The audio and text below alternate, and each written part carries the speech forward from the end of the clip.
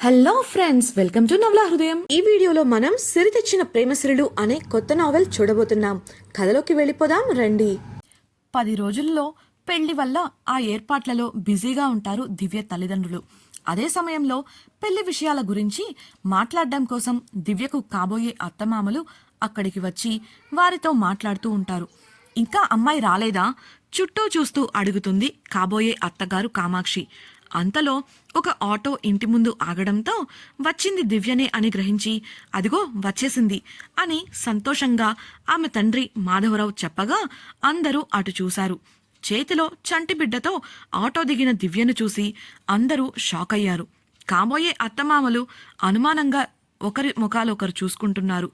పసిబిడ్డతో దిగిన దివ్యను చూసి ఇరుగు పొరుగు వారు కూడా అక్కడికి చేరుతుండటంతో షాక్ నుండి తేరుకున్న తండ్రి గబగబా ఆమె లగేజ్ తీసుకుని ఆమెను లోపలికి తీసుకెళ్లాడు. ఇంట్లోకి వెళ్లగానే వంటగది నుండి అప్పుడే బయటకు వచ్చిన తల్లి శ్యామల, ఎవరే ఈ బిడ్డ, ఇక్కడికెందుకు తీసుకొచ్చావు అంటూ కంగారుగా ప్రశ్నించింది.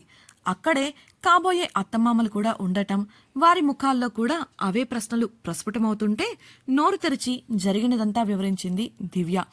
దివ్య తండ్రి మాధవరావు, అయ్యయ్యో ఎంత పని చేశారు, అప్పుడే పుట్టిన పసికందు అని కూడా చూడకుండా ఇలా చేస్తారా ఎవరైనా అంటూ బాధపడ్డాడు.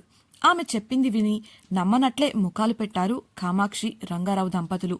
ఇరుగు పొరుగు కూడా మనసుకు తోచినట్లు మాట్లాడుకోవటం మొదలుపెట్టారు.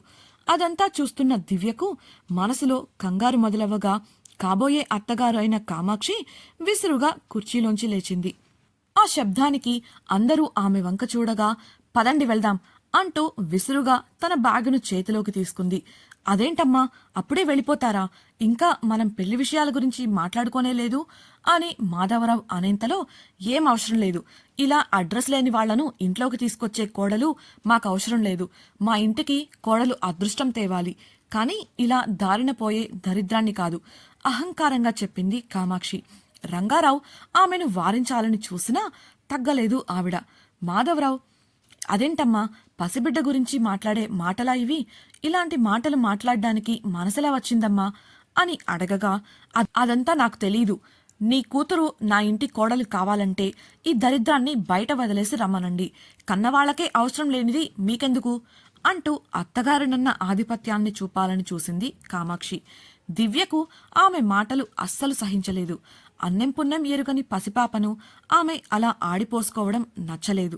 ఈరోజే ఇలా ఉందంటే రేపు పెళ్ళయ్యాక పరిస్థితేంటి అనిపించింది. మాధవరావు ఏం చేద్దాం అన్నట్లు దివ్య వంక చూడగా పాపను దగ్గరకు హత్తుకుంటూ తాను పాపను వదలను అని కళ్లతోనే చెప్పింది. అప్పటికే కామాక్షి ఇంకా చాలా సూటిపోటి మాటలే అంది. అవన్నీ విన్నాక ఆమె నిజస్వరూపం ఏంటో తెలిసిపోయింది అందరికీ. మాధవరావు, చూడమ్మా, మీరు ఏ నిర్ణయమైనా తీసుకోండి, లోకం తెలియని పసిప్రాణాన్ని వదిలేసేంత కఠినాత్ములం కాదు మేము అంటూ చేతులు జోడించగా, నా మాట కాదంటారా, ఏం చేస్తానో చూడండి అంటూ కన్నెర్ర చేసి తన మాట సాగలేదన్న అక్కసుతో మొగుడు చేయి పట్టుకుని లాక్కుపోయింది కామాక్షి. వారు అలా వెళుతుంటే శ్యామల వారిని ఆపి, దివ్యను, బుద్ధుందా నీకు? వారంలో పెళ్లి పెట్టుకుని ఇలాంటి పనులు అవసరమా నీకు?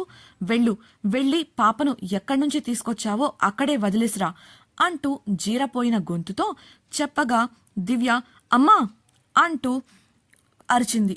నోరు ముయ్యి, ఇప్పుడు ఈ పెళ్లి క్యాన్సిల్ అయితే మన పరువేం కాను, నిన్ను పెళ్లి చేసుకోవడానికి ఎవరొస్తారు ముందుకు, పోయి చెప్పిన పని చెయ్యి అని శ్యామల మళ్లీ అనడంతో కామాక్షిలో ధైర్యం అహంకారం రాజుకున్నాయి. డియర్ ఫ్రెండ్స్, నాదొక చిన్న రిక్వెస్ట్. మీరు చేసే చిన్న లైక్ మరియు కమెంట్ నాకు కొండంత ప్రోత్సాహాన్ని ఇచ్చి మరిన్ని ఇంట్రెస్టింగ్ నావెల్స్ ని అందించేలా సపోర్ట్ ఇస్తుంది. అలాగే ఛానల్ సబ్స్క్రైబ్ చేయడం మరవకండి ప్లీజ్. కామాక్షి మాట్లాడుతూ, ఇదే ఆఖరిసారి దివ్య నేను చెప్పడం, ఎవడికి పుట్టిందో తెలియని ఈ దరిద్రాన్ని ఎక్కడి నుంచి తెచ్చావో అక్కడే పడేసిరా, అప్పుడు ఈ పెళ్లి జరుగుతుంది అని గద్దించింది. దివ్య తండ్రి వంక ఒకసారి చూడగా అతడు ఆమె నిర్ణయం కోసం చూస్తున్నాడు.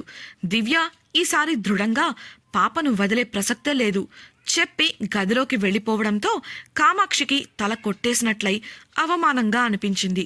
ఇప్పుడే ఇలా ఉందంటే రేపు నా ఇంట్లో నాకు విలువేమిస్తుంది? అయినా రోడ్డున దొరికిన దానికోసం నన్ను కాబోయే వాణ్ణి కాదు అన్నదంటే నీకు ఆ బిడ్డకి ఏదో సంబంధం ఉండే ఉంటుంది. మరొకడితో బిడ్డను కని అమాయకుడైన నా కొడుకుకు అంటకట్టాలనుకుంటున్నావా? ఎంత మోసం, ఎంత మోసం అంటూ చుట్టూ ఉన్న జనాలకు వినపడేలా దివ్య తనను ఎదిరించింది అన్న ఆవేశంతో ఆమె వ్యక్తిత్వాన్ని శంకించేలా మాట్లాడుతూ విసురుగా బయటకు వెళ్ళిపోయింది. కామాక్షి మాటలకు శ్యామల కూడా అద్దరిపడింది. కారణం, కళ్ల ముందు కనబడుతున్న నిజాన్ని మసిపూసి మారేడుకాయ చేయాలనుకున్న కామాక్షి మనస్తత్వం. కేవలం 20 రోజుల క్రితమే తన కూతురికి కామాక్షి కొడుకుతో ఎంగేజ్మెంట్ అయింది. అంతకు 4 వారాల ముందు పెళ్లి చూపులు జరిగి పెళ్లి విషయాలపై ప్రతి వారాంతం దివ్య ఇంటికి వస్తూ ఉంది కామాక్షి వాళ్లను కలవడానికి. తనే స్వయంగా కళ్లతో చూసిన దివ్యను ఇప్పుడు బిడ్డను కన్నది నువ్వే అన్నట్లు మాట్లాడటం తట్టుకోలేకపోయింది. కానీ మరోవైపు వారంలో జరగాల్సిన పెళ్లి ఆగిపోయింది అనుకోగానే ఏడుపు తన్నుకొచ్చింది. ఉన్నచోటే కుప్పకూలిపోయి తల పట్టుకొని ఏడవటం మొదలుపెట్టింది. మాధవరావు ఆమె వద్దకు వచ్చి ఆదరవుగా భుజం తట్టాడు. ఏంటండి ఇది అని ఆమె బోరుమనగా, మన అదృష్టం అనుకో శ్యామల, లేకపోతే ఇలాంటి నరంలేని నాలుక, మనసులేని ఆడదాని ఇంటికి మన కూతురు కోడలిగా వెళ్ళుంటే పరిస్థితి ఊహించు. అహంకారంతో కొవ్వెక్కువై ఇంట్లో మగాణ్ణి కూడా లెక్క చేయడం లేదని చూస్తేనే తెలుస్తుంది కదా. తప్పైనా సరే తాను చెప్పిందే వినాలట. ఒకవేళ రేపు పెళ్ళయ్యాక ఇలాంటి పరిస్థితి వస్తే ఈ అత్తగారే కోడలికి రంకు కడుతుందేమో, ఎవడికి తెలుసు. కేవలం తన మాట కాదన్నందుకు మన కూతుర్ని ఇన్ని మాటలు అన్న ఆడది రేపు తనని రాజీ రంపాన పెట్టదని నమ్మకమేంటి అని సర్ది చెప్పాడు. మన అమ్మాయి చేసిన దాంట్లో ఎలాంటి తప్పు లేదు. కనీసం బిడ్డను ఇక్కడ మనమే చూసుకుంటామేమో అన్న చిన్న పాయింట్ కూడా ఆలోచించని ఆ ఇల్లు, ఆ సంబంధం మనకవసరం లేదు. ఈ లోకం తెలియని పసిబిడ్డపై కనీస కనికరం చూపలేదు అంటే రేపు మన ఇంటి నుండి వెళ్ళిన మన బిడ్డను ఆ ఇంట్లో ఎలా ప్రేమగా చూసుకుంటారు? ఆలోచించు.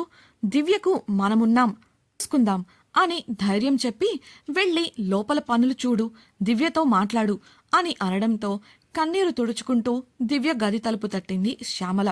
ఒడిలో పాలు తాగి హాయిగా నిద్రపోతున్న పాపను మంచంపై పడుకోబెట్టి వెళ్లి తలుపు తీసింది దివ్య.